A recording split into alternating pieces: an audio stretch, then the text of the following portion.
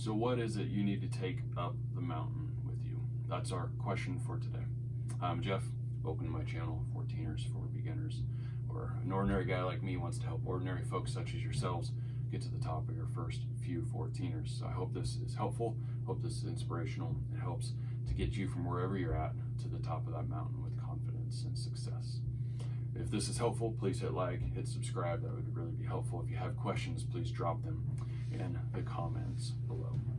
So when we talk about what I'm taking up the mountain, for this discussion, we're not going to talk about clothing and we're not going to talk about food. Those are for other videos, okay?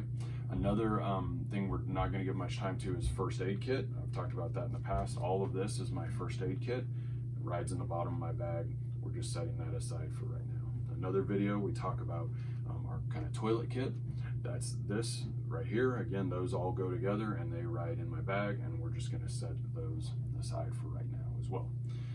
I do take a kit that I call my just in case kit, and that is this Ziploc bag with all of these things in it. And so I take a lighter, some matches, a compass, some rope, sunscreen and aloe packets, and then some packets that work on bug bites and irritations, a space blanket, a candle, a mirror, a giant trash bag.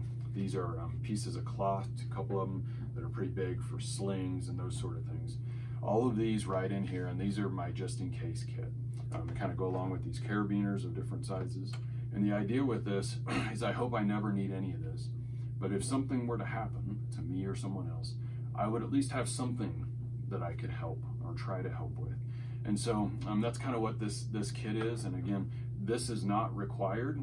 I think it may be wise to have just a couple things here, just in case. Again, I'm thinking things like what if I have to spend the night on the mountain? Can I stay warm? And so I want some matches and some fire options, things like that. And so again, all not required, but just in case. I also, the sun, as we've talked about in some videos, is intense, so I always carry sunglasses. I always bring sunscreen and chapstick as well.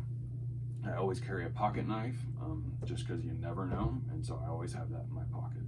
In terms of light, I have a small flashlight that generally I use around the trailhead and things like that, but I do take it with me. I drop it in my bag and take it. And then I have a headlamp that I use, especially for those early mornings where I'm starting before the sun rises. It rides here in this bag. One recommendation I would make is if you have a rechargeable one, that's fine. Make sure it's charged.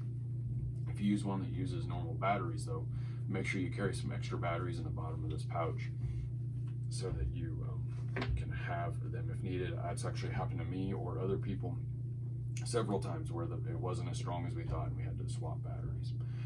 For me, it's a very important thing to capture this, and so I do take my phone. You have almost no cell coverage on 14ers except the summit. You may have great coverage up there. And so I put my phone on airplane mode and use it to take still pictures. I also take an action camera. I use a GoPro. This is an Insta360.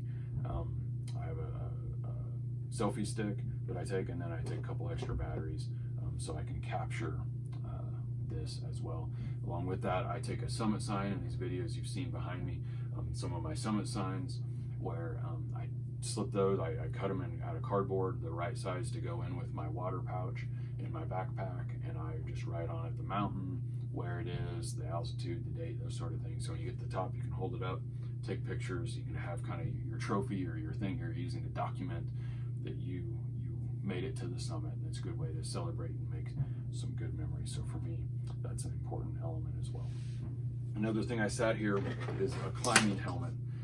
Now I sat this here not because you need one, but because you probably don't need one. This is a question I get asked often is, do you have to have a helmet? And here's what the rule of thumb is. And there's another video on classifications of trails and the difficulties. Any trail that's class 3, 4, or 5, you should have a helmet. Trails that are 1 and 2, you don't need a helmet. And my recommendation for you in considering hiking your first 14ers is you don't need to consider trails that have class 3 on them or 4 or 5. Stick with class 1 and 2. Stay focused with that for right now. If later you want to tackle a more difficult trail, you certainly can, but you don't need a helmet, okay?